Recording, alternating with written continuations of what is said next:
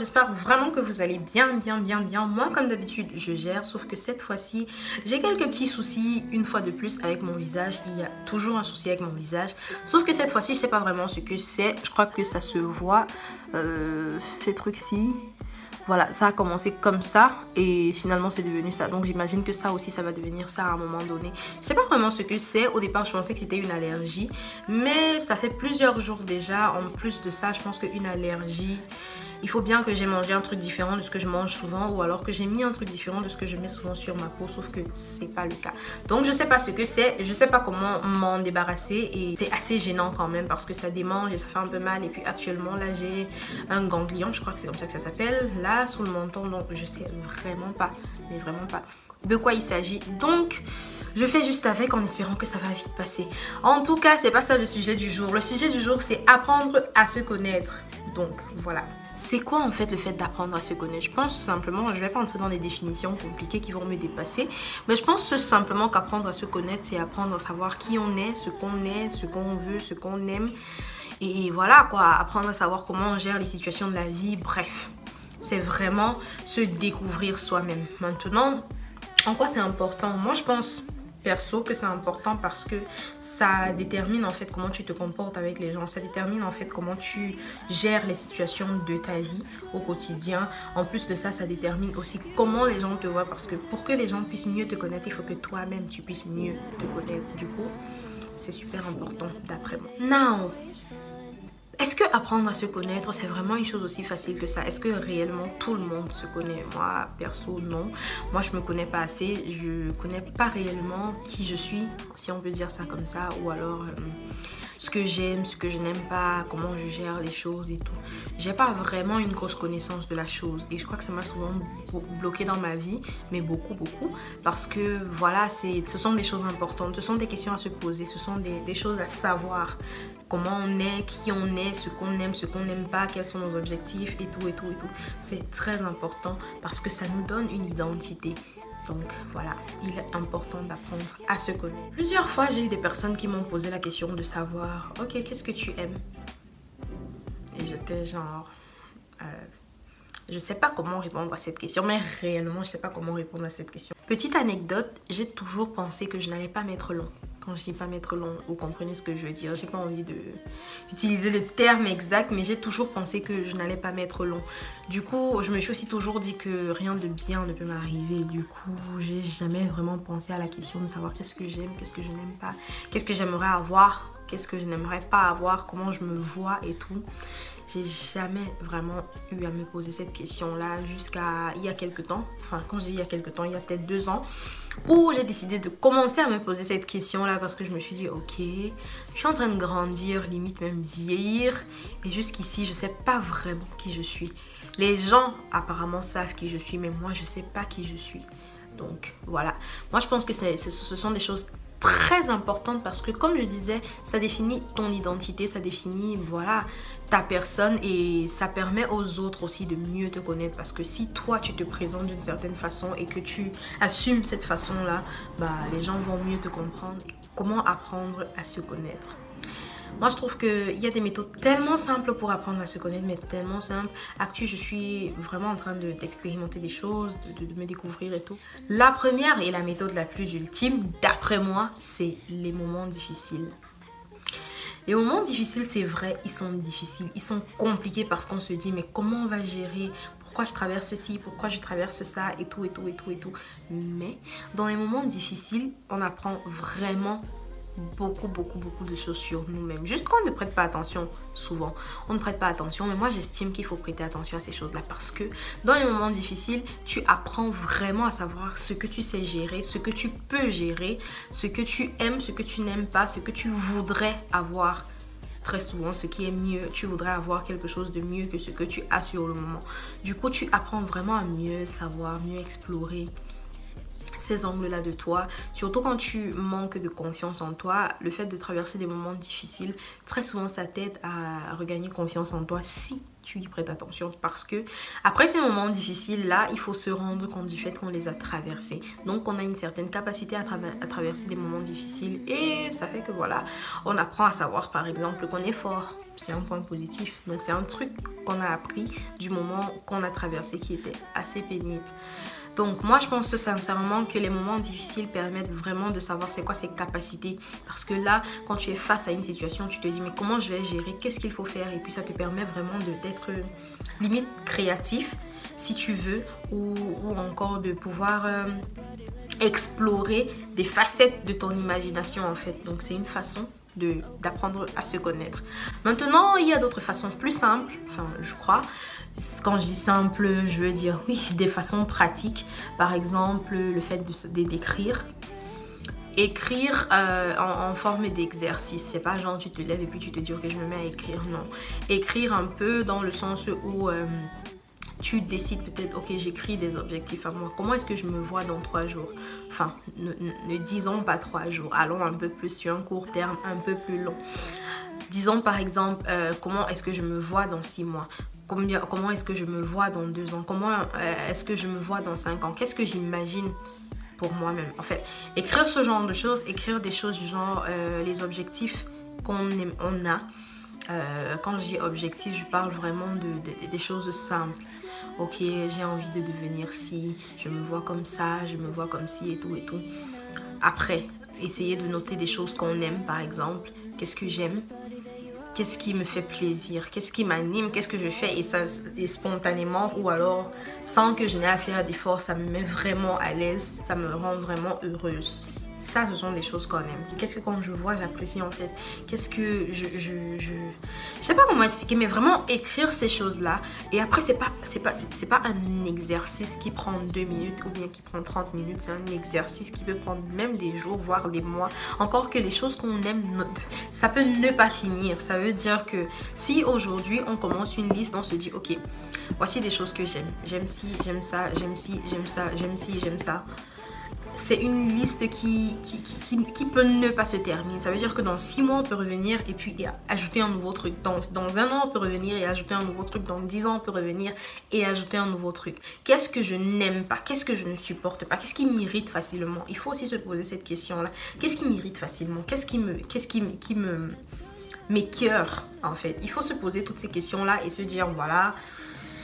C'est moi quoi, même si ces choses-là ne plaisent pas aux gens, même si ces choses-là n'arrangent pas tout le monde, le fait que par exemple telle ou telle chose t'irrite ou alors le fait que tu aimes telle ou telle chose, même si ça ne plaît pas aux gens, c'est important que tu notes. Ne te cache pas ça pendant l'exercice parce que j'imagine que quand on va faire ce genre d'exercice, on va se demander, ok, en écrivant, on va se dire, ok, je dis n'importe quoi, j'aime danser.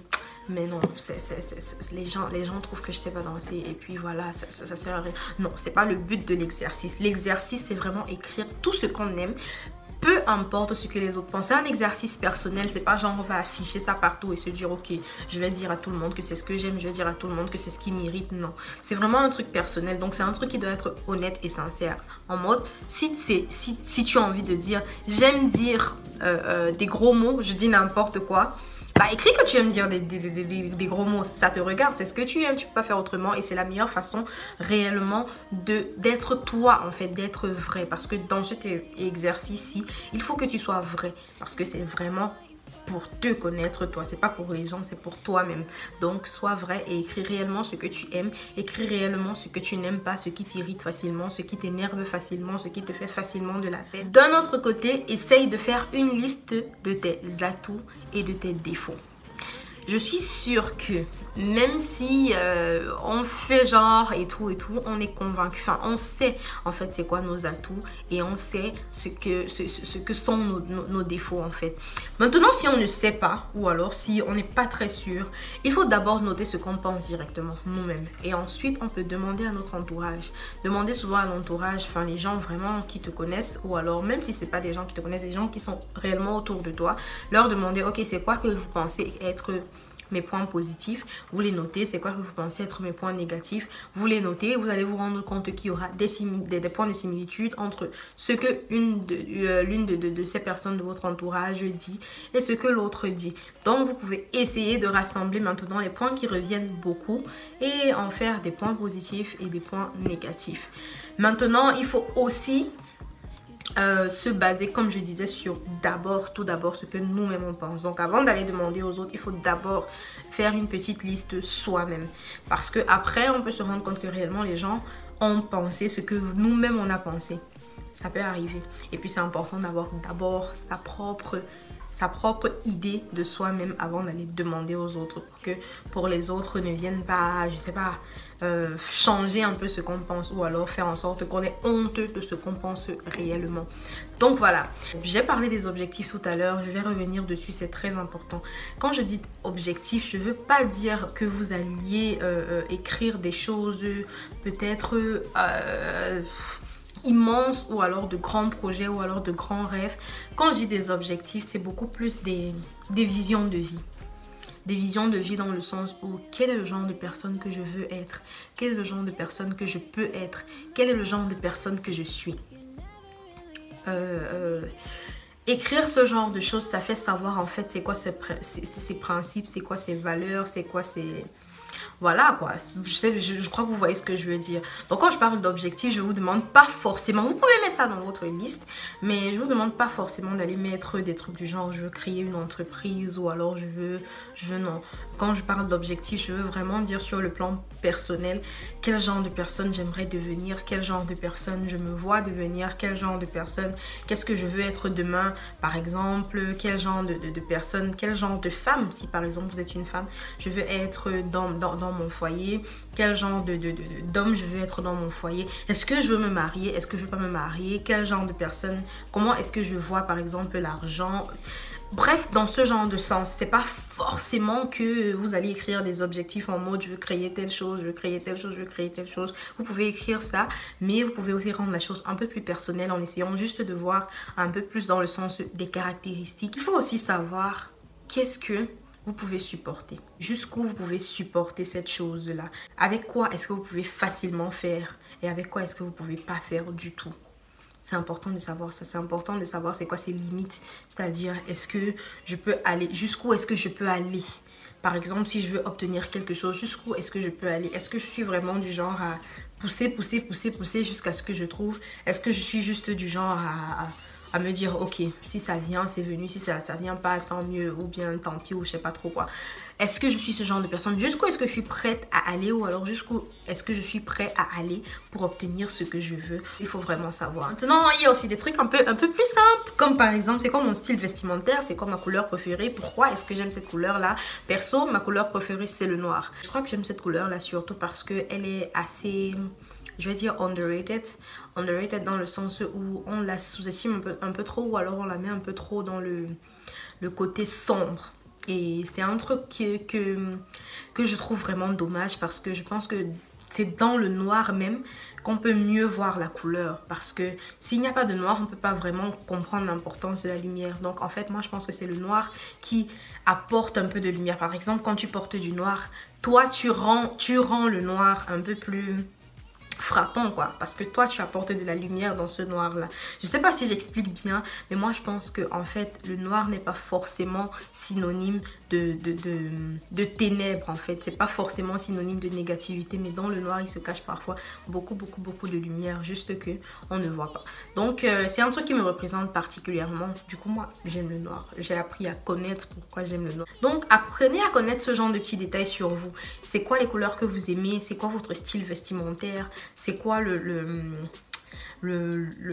genre d'aventure sociale que vous aimez. Est-ce que vous aimez voyager, est-ce que vous aimez sortir, est-ce que... Bref, apprenez à découvrir vraiment toutes ces choses là sur vous. C'est pas aussi compliqué que ce qu'on pense, ça met du temps, et puis on ne peut pas réellement déterminer qui on est en un jour. Ça peut prendre même des années, parce que faut se l'avouer, tout le monde change et on se redécouvre avec le temps. Ça veut dire que ce que tu aimais aujourd'hui, c'est pas forcément ce que tu aimes demain. Ce que tu pensais d'une chose aujourd'hui, c'est pas forcément ce que tu penseras de cette même chose-là demain.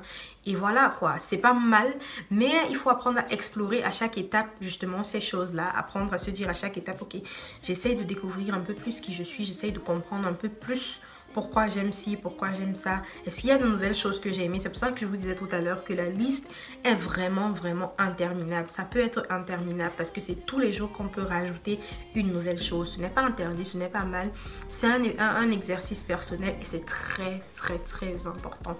Parce que à ce moment-là, ça fait que vous sachiez exactement qui vous êtes. Et vous êtes capable de vous placer devant quelqu'un et de vous vendre vous-même. C'est très important de savoir se vendre soi-même. Avec le temps, j'ai appris à comprendre certains aspects de moi. J'ai appris à comprendre pourquoi je suis comme je suis d'une certaine façon ou alors pourquoi certaines choses me sont arrivées. Et voilà, ça fait que maintenant, j'ai une certaine vision différente de moi-même. Après, je ne me connais pas encore réellement et ça crée vraiment une sorte de manque de confiance en moi parce que il y a des choses que les gens te disent, ok, tu sais faire telle chose, mais après tu te dis non, je suis pas très sûre. Ou alors tu es ci ou ça et après tu te dis non, je suis pas très sûre.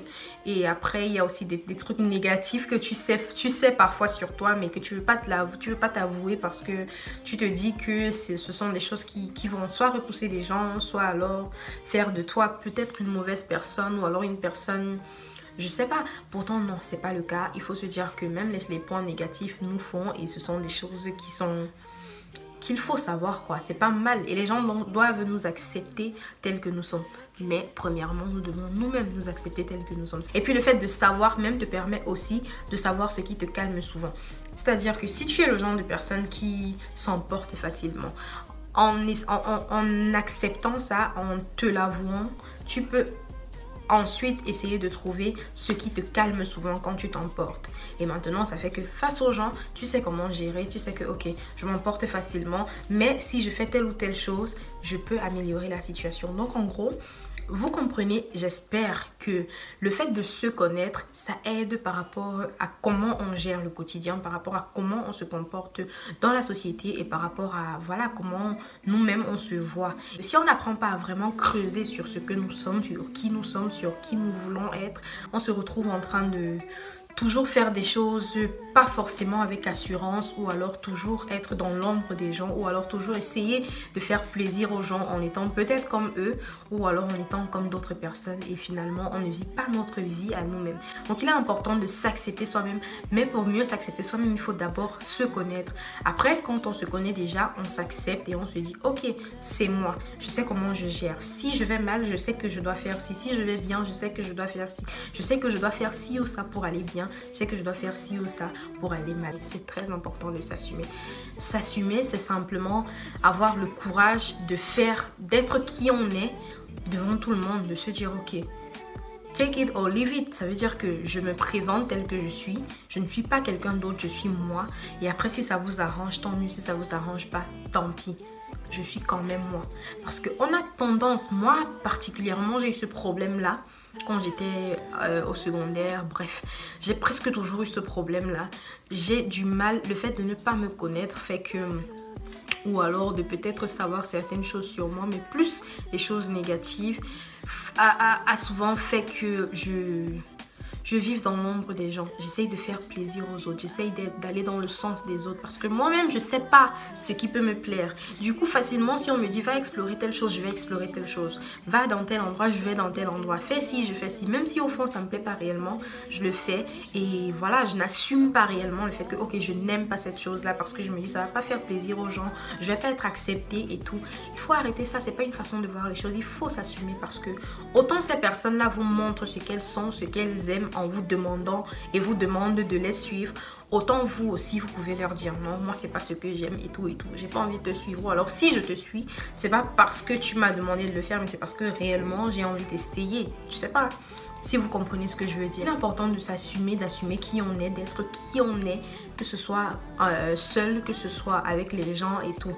Maintenant, si on sait que qui on est, il y a des petits côtés négatifs, on peut essayer pas forcément de les annuler parce que il faut se le dire, les bons et les mauvais côtés de chaque chaque personne font d'elles ce qu'elles sont. Vous pouvez connaître vos points négatifs et apprendre à vous donner des limites, apprendre à gérer ces points négatifs là. Ok, je sais déjà que telle ou telle chose, je fais comme ci ou je fais comme ça et c'est mal. Alors maintenant, j'apprends à mieux faire cette chose là, ou alors j'apprends à contrôler ces choses là. Une fois qu'on se connaît, on sait ce qu'on ne veut pas autour de nous, ce qu'on veut autour de nous. Justement, ça me fait penser, il y a aussi une petite astuce pour connaître, enfin pour apprendre à se connaître, ou alors pour savoir qui on est, c'est savoir qui nous marque, qui on apprécie, qui on voit comme modèle par exemple. Parfois, certains d'entre nous peuvent avoir des mentors par exemple, pas forcément des personnes.